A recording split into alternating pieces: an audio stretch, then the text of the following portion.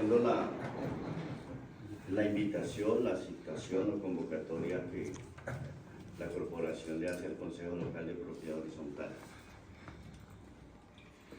En algunos escenarios he comentado algo que en el ejercicio ciudadano tiene que haber más mística que interés por recursos para la mástica.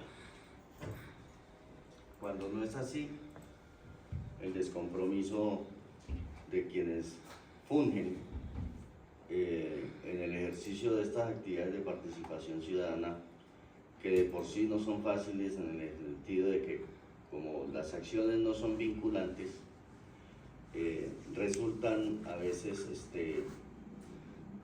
inocuas, y por tanto el ejercicio de la democracia participativa se termina viendo disminuido en cierta manera. Y siendo consciente de la circunstancia, todos los miembros del equipo, del grupo más bien, estaban debidamente informados de esta citación, pero pues este servidor asume un compromiso místico por el tema y es la razón por la cual estoy acá. Y voy a decir algo que en perspectiva no les corresponde específicamente a ustedes, porque es un ejercicio que yo comprendo que en su itinerario en esta ocasión han tenido a bien tenernos en cuenta y presente, cosa que personalmente por lo menos valoro. Pero al contexto de que estas instancias no tienen un ejercicio propiamente político-democrático, partidista, pues no se dan a veces las importancias que se deberían dar a estas instancias. Y asimismo las personas seguramente que están dentro de ellas tampoco le dan el peso que debería tener en algún momento de la historia de la democracia participativa. Sin embargo, reitero, a nivel personal, hace unos 15 años adopté el tema de ilustrarme, de instruirme sobre la gestión de propiedad horizontal. Y hace unos 9 años, en el año 2016, producto de una persona que tiene mística social, se desarrolló la actividad comunitaria de llevar al territorio de la UPZ de 32, Bolivia, específicamente el sector de Quintas y Ciudadela con Subsidio, el ejercicio de la ilustración formal a través de la tecnología que presta el SENA para formar o certificar, más bien, o las dos, tanto formar y certificar, al menos en conocimiento teórico, el oficio de la gestión de propiedad horizontal en Engativá, o en ese sector de Engativá. Este servidor fue objeto de ese ejercicio y en el año 2018 tuvimos la oportunidad de graduarnos en complemento a la formación tradicional o previa que yo ya traía como administrador de empresas y con una especialización posterior en gestión integral de seguridad social y servicios sociales complementarios. Entonces se hizo la temática de la gestión de propiedad horizontal. 2 años después me entero de este ejercicio democrático de participación ciudadana y me postulé a formar parte del Consejo Local de Propiedad Horizontal. ¿Producto de qué? Producto de que, como también lo he dicho en algunos escenarios, ¿por qué se necesita un sistema y un aparato judicial y un sistema penal y carcelario? Porque el 1% de la población o menos son los que son malandros, y por ese 1% o menos hay que desarrollar toda una infraestructura que tiene unos costos para el país impresionantes para poder poner en cintura en algo a esa población que, siendo minoritaria, se organizan y generan tanto daño a la comunidad en general. En el ejercicio de la propiedad horizontal pasa algo similar. Son muy poquitos en el universo de administradores de propiedad horizontal, que somos a nivel nacional unos 150.000. Y son muy poquitos los que de pronto se comportan mal, defraudan la confianza de las comunidades que los contratan, etc. Y por eso se genera la dinámica de querer participar para que ciertos abusos que se cometen por insuficiencia informativa de las comunidades, ya por apatía, ya por desconocimiento, ya por falta de ilustración, falta de sentido de pertenencia, entonces terminan siendo abusados por aquellos que consideran que algo saben y usan ese conocimiento en un poder negativo para afectar a las poblaciones. En ese ejercicio entonces me vinculé a este proyecto y finalmente con los demás compañeros se hicieron diversas actividades en el transcurso de este periodo 2020-2025, que realmente era hasta el 2024.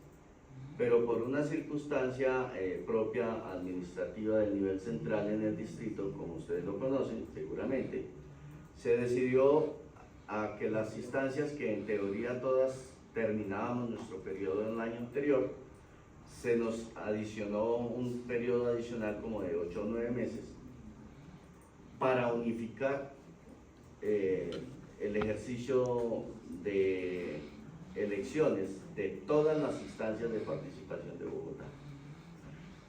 Bajo ese preámbulo y el contexto específico que nos convocan a presentar un informe del año 2025, dicen que a veces dar más resulta pertinente en ciertos escenarios, así que como el año 2025 hasta ahora vamos en el 5.º mes, o terminamos ayer el 5.º mes o antier, pues yo me tomé la tarea de hacer un ejercicio de reportarles la gestión del año 2024 y lo que va corriendo desde el 2025.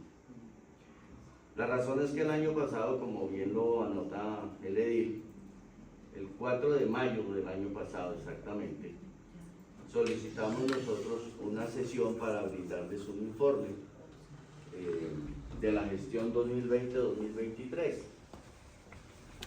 Una actividad que no se había hecho por múltiples razones, y sea esta la oportunidad para decirle a todo el equipo de ediles como corporación que todas las instancias consideramos cada una seguramente en sus liderazgos y en sus ejercicios propios, buscamos algo de mayor atención de parte de la corporación, como también de parte de la alcaldía, porque si bien es cierto no somos vinculantes, seguramente sí nos gustaría por lo menos poder practicar el ejercicio normativo, y es la incidencia, con ideas, con conceptos, con preceptos que permitan de una u otra manera que en el ejercicio semilegislativo que ustedes hacen aquí con relación a la localidad frente al plan de desarrollo local se puedan desarrollar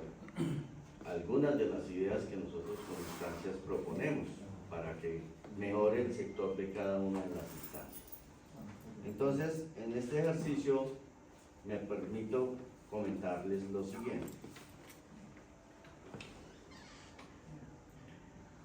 Lo primero que quiero compartirles es la participación que este servidor tuvo el año anterior y lo que va corrido de este año en el ejercicio de ser el delegado local para el Consejo Distrital de Propiedad Horizontal. En ese sentido, resulta muy interesante comentarles estos 4 puntos que, aparte de lo que ustedes puedan de pronto leer, yo les voy a comentar algunos aspectos complementarios. Ustedes algunos, en algunos escenarios, seguramente escucharon a este servidor o a otros miembros del grupo decir que es una realidad estadística, que más del 65 al 70%, si no es que más, de las residentes en Bogotá vivimos en propiedad horizontal. Eso es muy importante porque resulta que de casi 1 millón de habitantes en el último censo que hay de la localidad, más o menos entre 650 a 700.000 vivimos en propiedad horizontal, trabajamos en propiedad horizontal o también invertimos en propiedad horizontal. ¿Y por qué resulta esa cifra importante? Porque la vivienda hecha en alturas bajo el contexto de propiedad horizontal es un gran dinamizador de la economía local, como lo es de Bogotá y como lo es del país, porque incluso a nivel nacional también las estadísticas plantean que entre el 60 al 65% de la población en el país somos propiedad horizontal. Y eso, a la luz de los planes de desarrollo, no puede seguir quedando desconocido dentro del contexto de políticas públicas. ¿Por qué? Porque pues en contexto de los 10 o 12 impuestos que como ciudadanía pagamos, pues la ciudadanía que vive, trabaja o invierte en propiedad horizontal paga toda esa clase de impuestos, pero no hay políticas públicas al respecto. Entonces, en el ejercicio de mi aporte o de mi participación allá, se logró el año anterior que se incluyera un artículo, que si no estoy mal es el 182 del Plan de Desarrollo Distrital, en donde se incluyó el desarrollo de la política pública distrital para propiedad horizontal. Que eso fue un consenso que se logró producto no solamente de una sacada de la participación de acá, sino de todas las 19 localidades que tienen delegado en el Consejo Distrital de Propiedad Horizontal, para que se pusiera en contexto al menos un artículo que diera los inicios para establecer una política pública de propiedad horizontal que propenda por el mejoramiento integral del sector, no solamente en el ejercicio de la administración, sino también en los entornos de la propiedad horizontal, los parques aledaños, ya sea de cesión, concesionados o no, las vías en materia de orden público, en materia del ejercicio de mucha proliferación de vendedores ambulantes en los entornos de las propiedades horizontales, que generan vectores de orden público, porque también se presenta al entorno de ese ejercicio comercial también el microtráfico y otro tipo de fenómenos sociales que seguramente ustedes en otras sesiones de otras instancias han también podido conocer y seguramente tienen al respecto la información pertinente. Entonces, en ese aspecto se logró eso. También se logró que dentro del ejercicio de esa potencial política se establezca algo que yo entré comentando al comienzo: el Registro Único Distrital de Administradores de Propiedad Horizontal, que eso no existe. ¿Y por qué lo resultan pertinente? Porque ha habido mucha queja de consejos de administración que a veces no hay unos filtros suficientes por el desconocimiento, por muchas otras razones, que les garanticen supuestamente que un administrador es idóneo, que es íntegro, que no tiene mañas, que no es engrupidor, etcétera, y que termina de pronto afectando a las comunidades, ya sea en sus recursos financieros o en otro tipo de situaciones. Por eso, en ese proyecto que ya está en marcha, está desarrollándose a través de la Secretaría de Gobierno de Bogotá, se está trabajando ya sobre ese tema, según lo que nos informaron. Y al respecto de eso, se espera que al cabo de cada año, la propiedad horizontal, objeto del servicio de un administrador, pueda emitirse a través de los consejos unas, ¿cómo se diría? Como un certificado de desempeño, ¿sí? Sin embargo, pues esto resulta algo peligroso. ¿Por qué? Porque si termina siendo muy subjetivo, pues por el solo hecho de que no guste de la persona porque quiso aplicar las normativas legales o las estatutarias, entonces le van a generar un reporte negativo. No. Entonces, ¿qué se planteó allá en términos generales? No, esto tiene que obedecer a una casuística concreta. Si hubo una denuncia de ese administrador y se le sometió a un proceso judicial y fue vencido en juicio por tal condenado. Solo en ese momento la reseña será emitida pero por el juez de la República, no por un ente que potencialmente puede usar la subjetividad en contra de alguien. Verbigracia. Mi participación en el mundo de la propiedad horizontal un poco más profunda fue por justamente exigir en mi comunidad que se cumpliera la ley, que se cumplieran los estatutos, y producto de eso generó problemas que al terminaron afectando mi patrimonio, y al final, como el sistema de justicia es tan lento y tan a veces inocuo, pues terminé perdiendo un vehículo que nunca fue recuperado. Cosas como esas.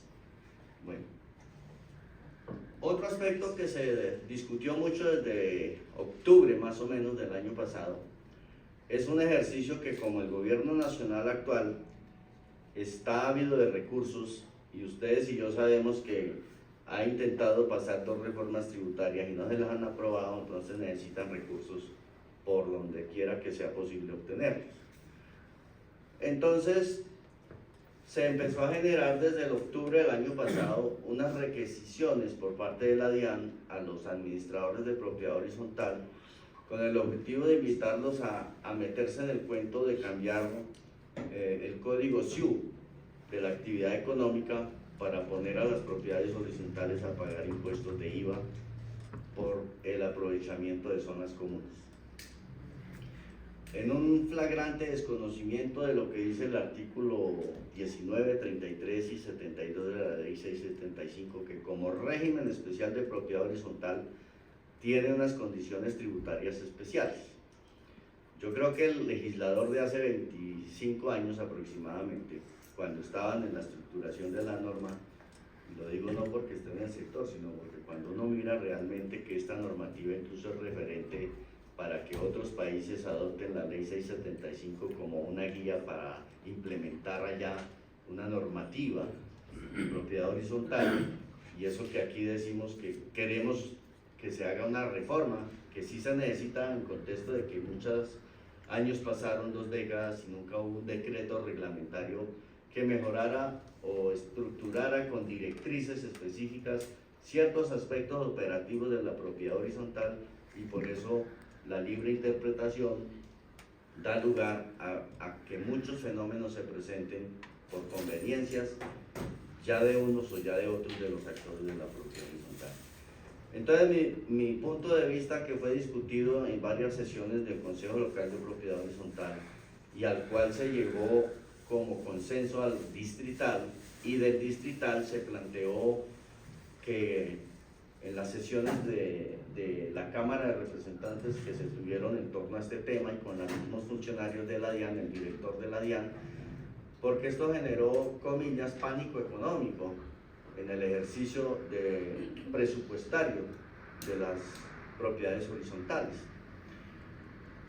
Y la posición que desde el Consejo Local se dejó planteada ya es la siguiente: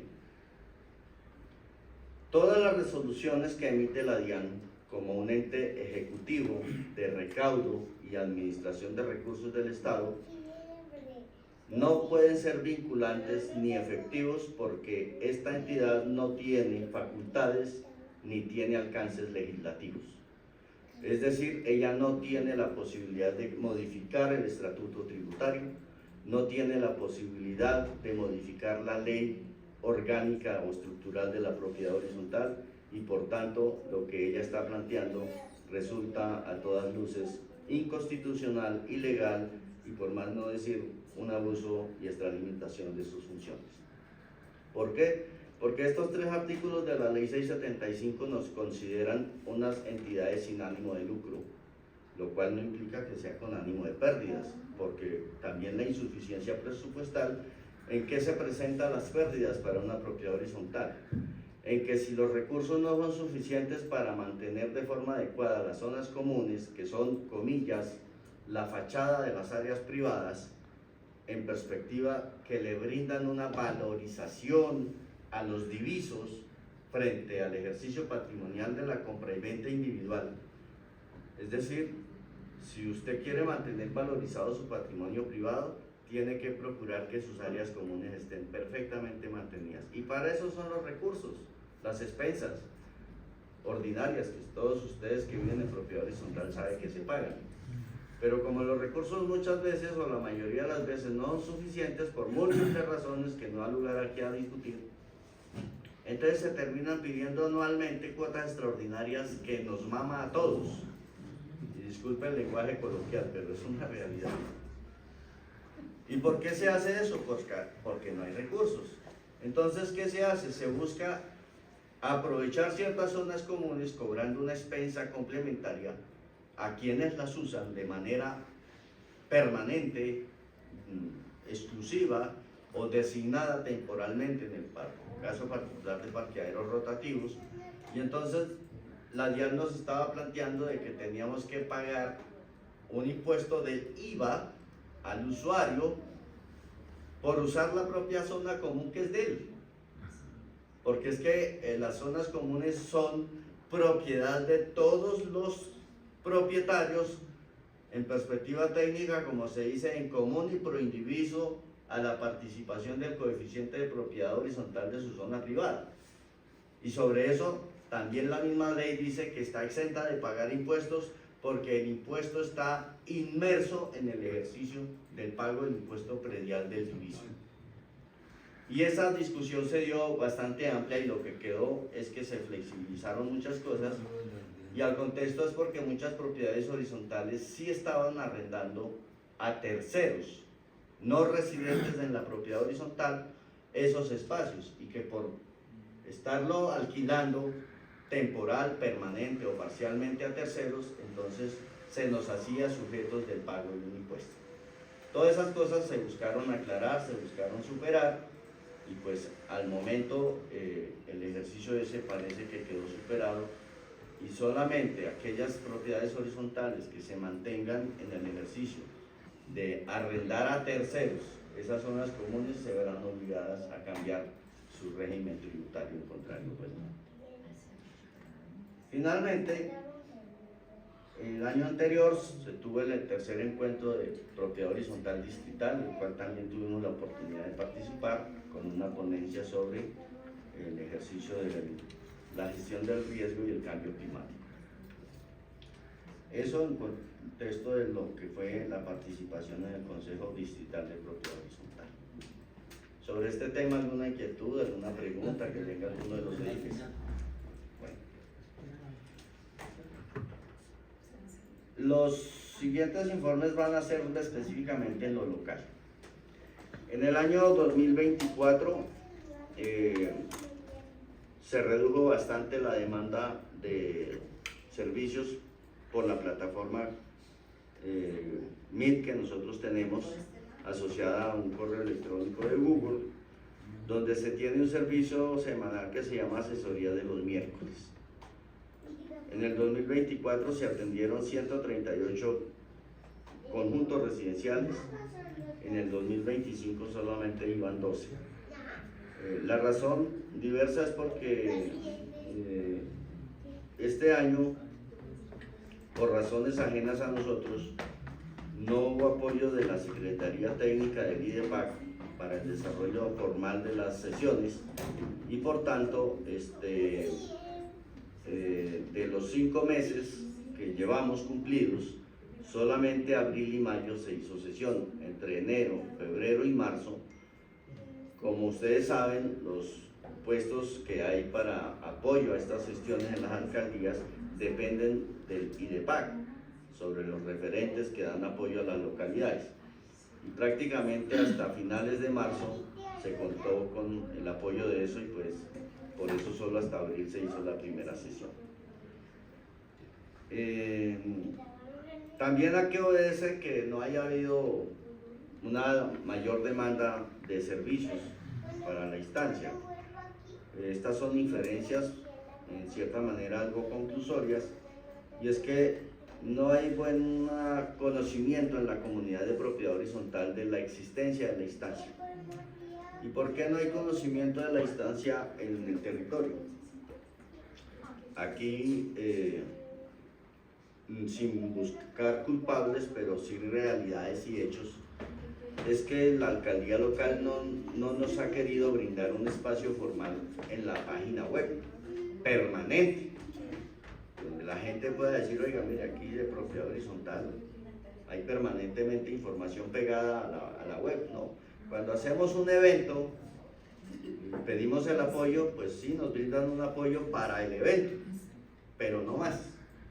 Pasa el evento y desaparecimos. Entonces ahí buscamos también la posibilidad de que seamos tenidos en cuenta de una mejor manera. La comunidad, eso es un problema generalizado lamentablemente, pero aquí en Engativá no se escapa. Se queja mucho de la demora en la emisión de la representación legal de los administradores cuando son cambiados en las copropiedades.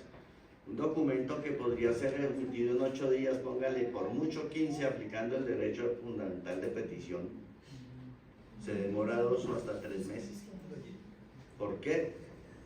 Porque no hay una unicidad de criterio entre el referente que estaba y el que cambian, de que la norma pide 3 documentos y a veces le piden 6. No, o piden información que legalmente en la normativa superior no está establecida. Antes se hacía ese ejercicio local, ahora entiendo lo hacen centralizado en Secretaría de Gobierno, y la acumulación de solicitudes de 19 localidades, al contexto de que se atendía solamente en lo local, no de acá, pues aumentó el problema de tiempos también. Entonces esa es una situación en la cual pues nosotros como consejo local no podemos más que orientar a las personas de cuáles son los documentos específicos que realmente la normativa superior exige para que se emita una certificación. Lo demás ya es la estructura y la carpintería tecnológica que el sistema de registro tiene adoptado para emitir el documento, pero muchas veces en lugar de facilitar las cosas las demoran, las hacen más difíciles. Porque como ustedes saben, y yo no quiero pasar aquí por grosero ni mucho menos, pero lamentablemente conocemos todos que las páginas web de las entes del Estado hay que hacer un curso para poderlas entender y poderlas operar a veces. Bien.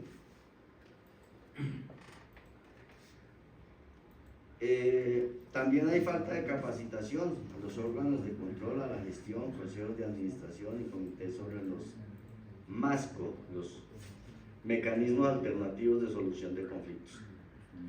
En la localidad, el año pasado, cuando presentamos un informe del 2020 al 2023, se presentaron unas estadísticas de orden público en la localidad, donde se presentaron algo así como, no sé, como unas 10.000 contravenciones. Pero resulta que esas 10.000 contravenciones que se generaron en la localidad, en perspectiva de la relación de vivienda-propiedad horizontal, en temas de conflictos de convivencia, mascotas, etcétera, etcétera, pues como 6.000 y punta eran de propiedad horizontal. ¿Por qué? Porque falta capacitación. ¿Y por qué falta capacitación también? Porque, señores ediles, y es ahí donde reafirmo lo que comenté al comienzo. Si queremos, o si ustedes desean, y así dentro de sus funciones también, y es una solicitud formal que hago, dentro de la informalidad de esta charla, más apoyo tecnológico, recursos, para movilizarnos, qué sé yo, porque sin ningún recurso hicimos y hacemos estas cosas. Sería muy interesante ver cómo se podría mejorar si se cuenta con recursos para que haya una mayor cobertura poblacional, porque nosotros no contamos con recursos ni para un transporte, para absolutamente nada, un equipo por ejemplo, tampoco. Entonces se busca que el consejo local pudiera tener, como todas las instancias, claro, si todas piden lo mismo pues es complejo, porque entonces si son 7 instancias, se habría que disponer aquí en la alcaldía de 7 oficinas, una para cada instancia. Pues uno puede entender que eso, cómo se podría manejar, resulta más complejo y difícil. Lo cierto es que sin recursos hacemos cosas seguramente con recursos podríamos hacer algo más. En este año 2025 estamos en el ejercicio del periodo electoral para las nuevas instancias. Se unificaron todas las instancias en un solo programa de elección. Y por tanto, este cronograma que ustedes ven ahí es el cronograma 2025 que inició el 1 de enero en ciertas etapas. En este momento vamos en la etapa de inscripción de votantes y candidatos por la plataforma Votec. Esa plataforma diseñada por el IDEPAC para el ejercicio electoral de instancias de participación, se les dijo que fueran muy rigurosos en esto desde el año pasado cuando se empezó a hablar en el distrital sobre estos temas y sobre los requisitos que deberíamos cumplir para poder ser parte de la instancia. Y que si el año 2020 hubo problemas solo en lo local, en contextos de posibilidad de inscripción, posibilidad real de votación, que tendrían que fortalecer muy bien científicamente desde lo tecnológico y de la programación del sistema esto, porque si para una instancia tuvieron problemas, ¿cómo iban a hacer si se fusionan 7 instancias en un proceso electoral? Y esperamos que el ejercicio científico de los ingenieros de sistemas y programadores sea tan efectivo que permita un ejercicio democrático muy interesante. Así que este año la instancia terminará su periodo el 30 de julio, que en perspectiva será el mismo día en que se hacen los escrutinios de votaciones de las nuevos electos, y pues por ahí hacia mediados de agosto se espera en finales que se posesione el nuevo grupo de consejeros locales de propiedad horizontal y de las demás instancias locales. Finalmente, muchos de ustedes, cuando tuve la oportunidad las primeras veces de estar por acá, fue objeto del proyecto de la Petar Salitre, que muchos de ustedes recuerdan. Yo estuve activo muy directo entre el año 2016 y el 2018 finales. A partir del 19, por razones personales y de índole comunitario, me sustraje del proyecto como por unos 4 años. Y no vi ningún avance en los liderazgos que seguían a cargo. Y ustedes conocen los liderazgos que continuaron manejando el tema. Como no es mi estilo de discutir o de reclamar o de proponer con violencia, ni verbal y mucho menos física, sino con argumentos, vi que la cosa seguía bastante mal, y entonces, estando ya como parte del Consejo Local de Propiedad Horizontal, se le propuso a la instancia que adoptáramos el tema en función a los problemas que sobre el territorio continuaban. Entonces se volvió a participar, se asumió nuevamente un liderazgo, pero ya no como persona o allá comunitario, sino en función a la representación que de una u otra manera tenemos como Consejo Local de Propiedad Horizontal, y pues ese sector es 99% propiedad horizontal, y por tanto el proyecto nos sigue afectando. Como gestión comunitaria hice una encuesta en el año 2022 a la cual se respondieron 694 personas y eran 10 preguntas básicas, pero las 3 o 4 principales era si había olores, si había ruidos producto de la maquinaria gigantesca, un motor que puede ser del tamaño de este edificio, ¿sí? Si había proliferación de zancudos, producto del tema de estas cosas.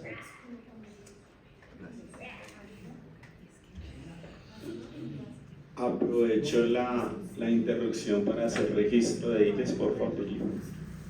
Termino entonces con esto. Fundamentalmente se hizo que... Perdón, Doc, para hacer el registro de IDES y la continúo. Perfecto. Me permito registrar la presencia de la iglesia Natalia Guarnizo Lesmes, Muy buenos días, Tilly. Un cordial saludo para ti, para todos mis compañeros y compañeras, para el invitado del día de hoy y la comunidad que nos sigue a través de las redes sociales. Natalia Guarnizoles me presenta. De la dilesa Jessica Rivera Costa Montenegro. Muy buenos días, Tilly. Buenos días a mis compañeros de Iglesia y Iglesias, a la comunidad que se encuentra presente y la comunidad que nos sigue a través de las redes sociales. Jessica Rivera Costa Montenegro, Partido Centro Democrático presente. Entonces, doctor Iván, y para ya ir concluyendo. Sí, señor. Muy amable. Sí, concluyo entonces que en el ejercicio del tema de la PETAR, también soy un ciudadano consciente y como partícipe muy activo en esta instancia sobre estos temas. Ya el monstruo implantado, porque se demostró a cabalidad en nuestro sector, que se priorizó el capital económico frente al interés social y ambiental. Entonces ya puesto el monstruo, ¿qué se puede hacer? Nada, porque más reversa tiene un cohete de SpaceX que esto. Entonces, le corresponde en deontología profesional empresarial a esa empresa de acueductos y todos sus profesionales a que sigan avanzando en reducir al máximo posible los vectores de salubridad ambiental que nos siguen afectando. Porque quienes no viven en el sector, quienes no la huelen todos los días, el aroma que ya para los empleados de la empresa hasta les olerá perfume, pero los que vivimos fuera allá, no, y los que llegan a visitar el sector perfectamente se sienten impactados. Y usted puede ver muchos apartamentos en venta o en arriendo que ni se venden ni se arriendan por los olores de la PETAR. Entonces, esos son temas que seguimos trabajando. Se participó el año pasado en 3 mesas de seguimiento al proyecto, este año en una, y pues se busca que se sigan implementando mejores procesos para solucionar el tema. Conclusión, el potencial de campos de acción del Consejo es muy amplio, pero sí requerimos realmente mayor atención de la alcaldía, de las entidades y de ustedes como ediles para que se nos tenga algo más en cuenta y poder ampliar la cobertura poblacional de servicios y mejorar los impactos que hemos venido haciendo. Muchas gracias.